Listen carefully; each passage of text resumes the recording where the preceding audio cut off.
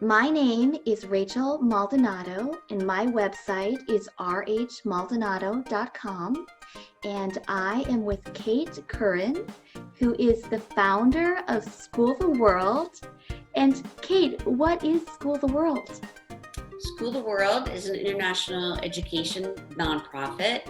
We organize communities around the power of education from early childhood through at least middle school.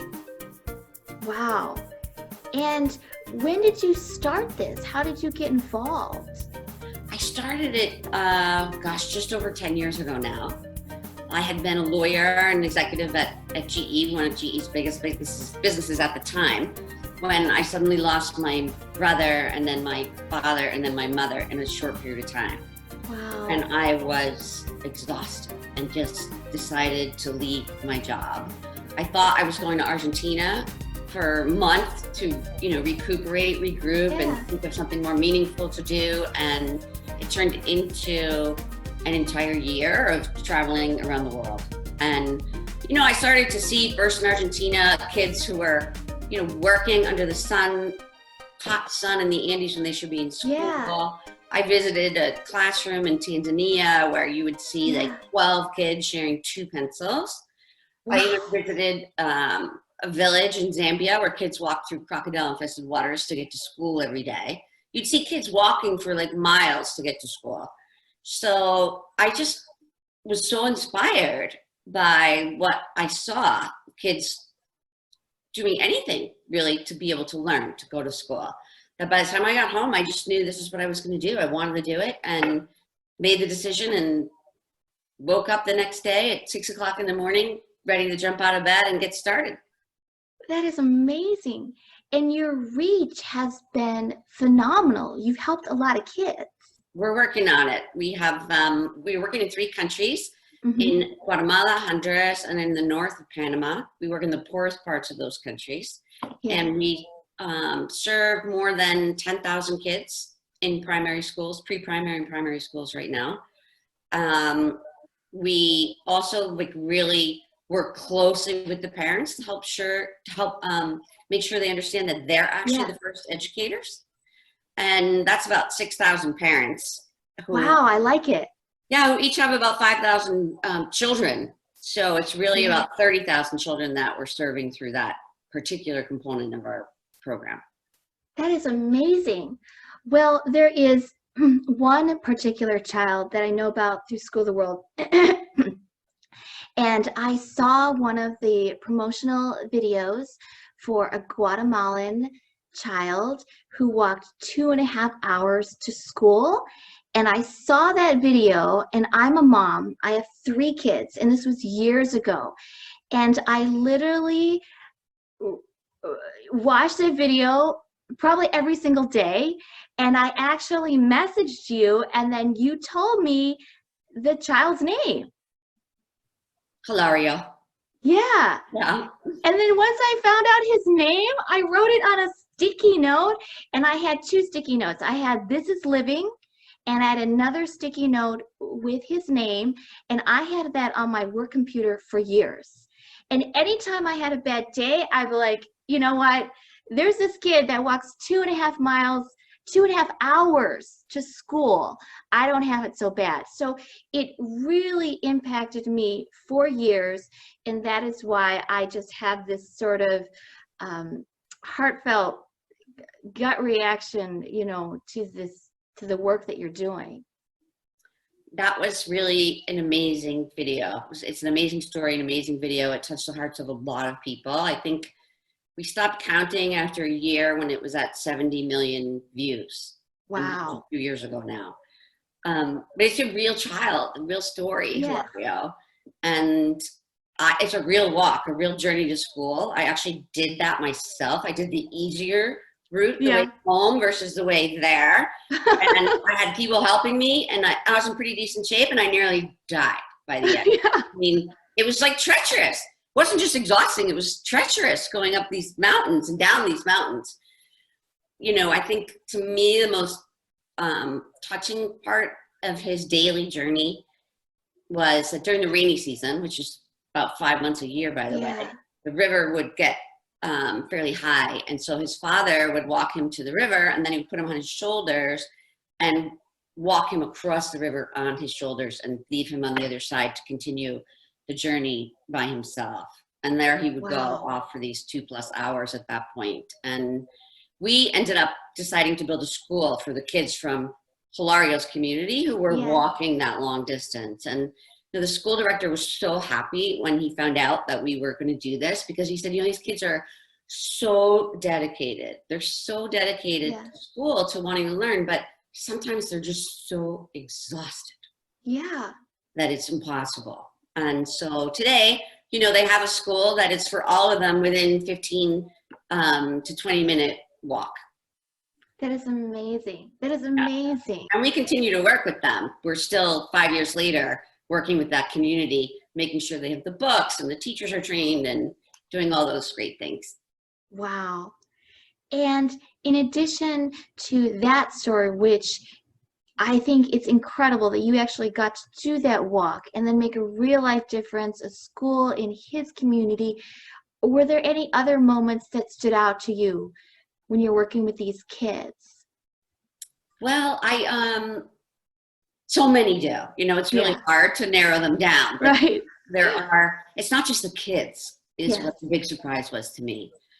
One of the things I started to realize really quickly was that we're empowering the mothers. Yeah. And that's not what I set out to do. I set out to educate kids.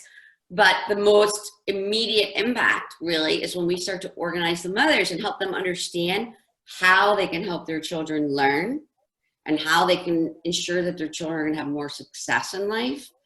That really empowers them. They become motivated. They become energized by that. And they do things that they're unwilling to do or unable to do prior to all of that learning. So we had one community where the mothers were not even allowed to come to the meetings. And by the end of working, and the dropout rate when we started was higher than 50%. And by the end of the 5-6 year intervention that we had there, the mothers were literally like running the show.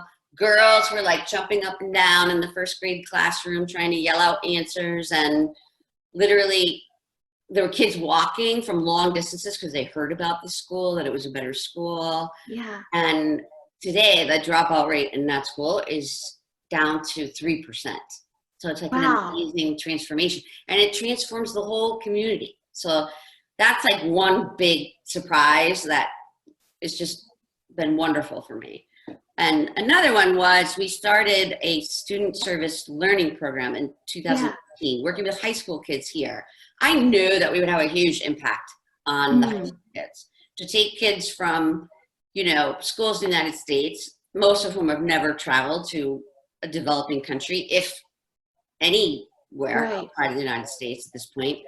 And they raise the money. We have them working to raise the money to build a school and a playground. And then they go down and they spend the week in the community working alongside the parents and the kids, right, to finish the school build and getting to know one another. They work really hard all day, which is, they're like exhausted.